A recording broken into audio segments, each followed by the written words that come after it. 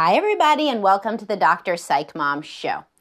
Today we're going to talk about what issues arise in couples and who gets into situations where it is an older woman and a younger man, because we just recently spoke about older man and younger woman, and it's kind of a different but somewhat similar set of issues that arise in the converse dynamic. And before that, please do subscribe. My most recent subscriber episode was on why your wife won't go down on you and the various reasons and types of dynamics in which this arises, what to do, how to think about this, and more. It's a common complaint, but I do not see a lot of understanding about it. So that's why I did this one, to really go into why, because this is what a lot of guys don't understand. Okay, so anyway, I do not see older woman, younger man as much. It's just not as common as older man and younger woman for a variety of reasons, including, obviously, as I always discuss, evolutionarily. So, younger women are more fertile. And if a guy wants to get married to an older woman and he wants kids, then that becomes more of an issue. Of course, not for everybody. Some 20-year-old guys with 30-year-old women, it's not an issue at all. But, if it's a 30-year-old guy, a 45-year-old woman, it's going to have, there would be problems with that. But of course, not everybody wants kids, et cetera, et cetera.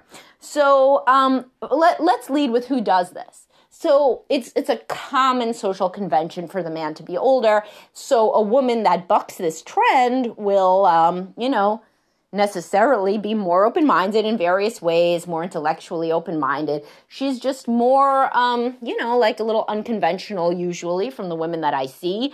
They don't care what people think, so they're with a guy who's 10 years younger or something. And even 5 years is enough for people to be like, wow, he's younger, which wouldn't even raise eyebrows at all if it was an older man with a younger woman with a 5-year age difference. It's barely even thought about as an age difference. But because it's unusual for the woman to be older, that's why people, react differently. So anyway, so she has to be okay with that, which means in many senses that she's more confident, and she usually likes sex, I'll tell you, because that is a very good part about a younger man, is of course he's quite sexual and more sexual than her prior husband, probably was her own age. So I do see a lot of, this is more in second marriages. And so, he's just, obviously, he's going to be able to get harder and have a lower refractory period and different kind of body, and he's way more physically attractive, just like all younger people are more physically attractive than older people. And, that's just kind of a thing. But, there's taste. Some people like older people. Some people like younger people. But generally, bodies are that the younger are more attractive. It's tough nowadays, you got to be kind of PC. I don't even know how anybody would argue that, but I'm sure somebody would, but whatever. I don't actually get a lot of people writing in with PC bullshit on my podcast. I don't really. That's Facebook. Facebook, I could say the sky is blue, and I get people that tell me that I've been brainwashed. But on my podcast, people are usually, I guess, the people who listen already kind of agree with me on a variety of things, so they don't get as easily triggered. Otherwise, I guess they just don't listen. But anyway, so yes, I'm real out there with my idea that young bodies are more attractive. So, generally women that like sex go for the younger guy. And also they're unconventional, and also they like being adored, because nobody's going to adore you more than a man with less experience that's younger. He's enthusiastic. He's still idealistic. He's romantic, all of these things. Great, cool. What about the guy, though? Why would a guy go for an older woman? Does he have mommy issues? Many people ask me. Sure, people can have mommy issues. They could have any sort of issues. There is something certainly very appealing to some people of any gender, but specifically here we're talking about younger men. There's something very appealing in the idea that this older person with life experience accepts you and approves of you and loves you. And that's even more appealing if you've never experienced that in your family of origin. So he wouldn't necessarily need to have mommy issues, but he might have daddy issues. He might have some kind of issues where he didn't really have confidence that he was truly accepted and loved in his family of origin. So now this older, wiser person, it's very attractive to him that she's so into him and gives him basically a seal of approval after having had more life experience, you know? Also, guys who are very sexual, ironically, you'll hear why it's ironic later. Maybe you've already jumped ahead and realized that this ain't going to last forever, spoiler alert, but men who are very sexual, they like the idea that the woman has had more experience, you know, she's willing to try new things, she's not going to, you know, say, ew, gross, a penis, you know, like a woman that's dating a younger man, she's doing that for a reason, and the reason is that she would like to have sex, you know, with a younger man, so she's not going to be grossed out, she's going to be more open-minded, free-spirited, etc. However, then what happens, as I've taught you, then the chickens come home to roost, because when I do see these couples in counseling, guess what she's hit? Menopause or perimenopause. And then the shit really hits the fan, because they had a better than average sex life before, and now they don't, you know, and her hormones have decreased precipitously, starting in perimenopause in her 40s, and usually the average age of menopause, as I've discussed, is 52.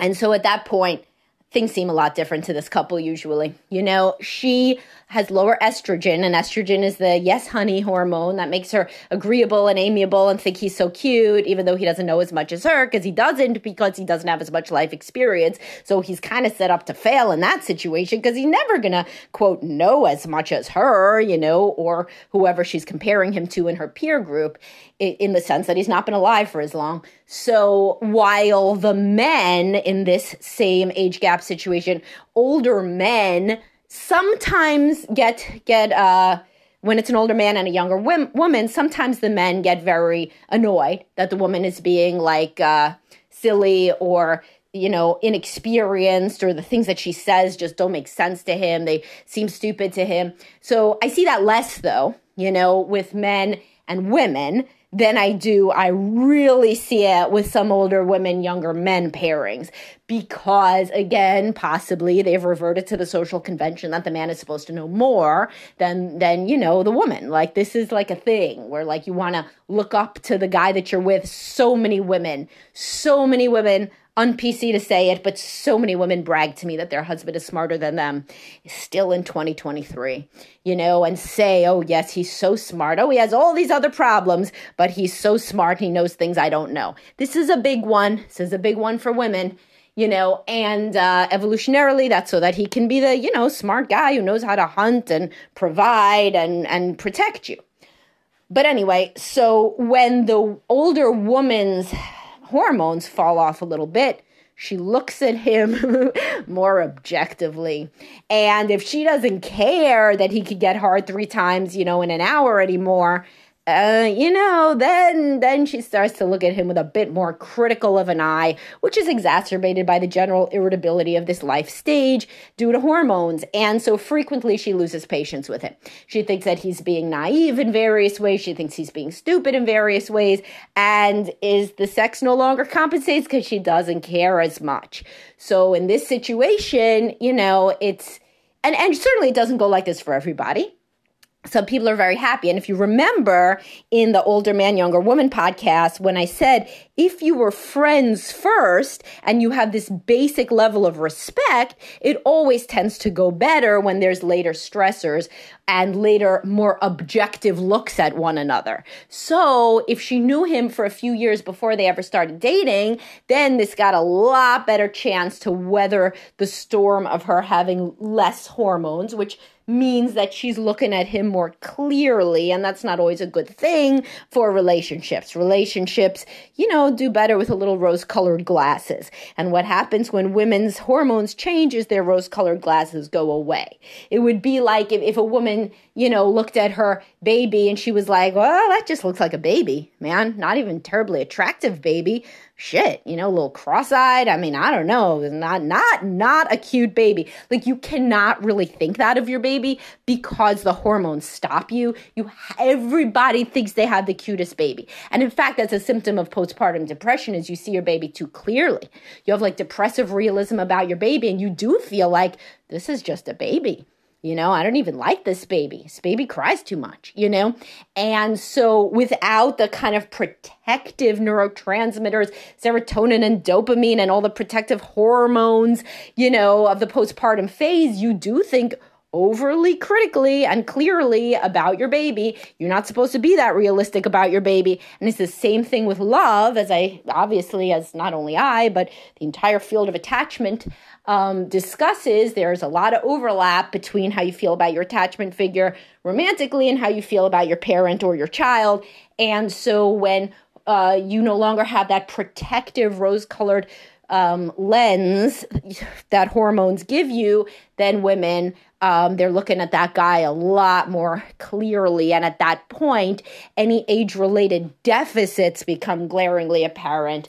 And such as, like he doesn't work hard enough, or, he's been coasting, or, usually it has to do with that they feel like the guy's kind of lazy. And that is, not always true, obviously, but sometimes it is, because sometimes her career was the big career.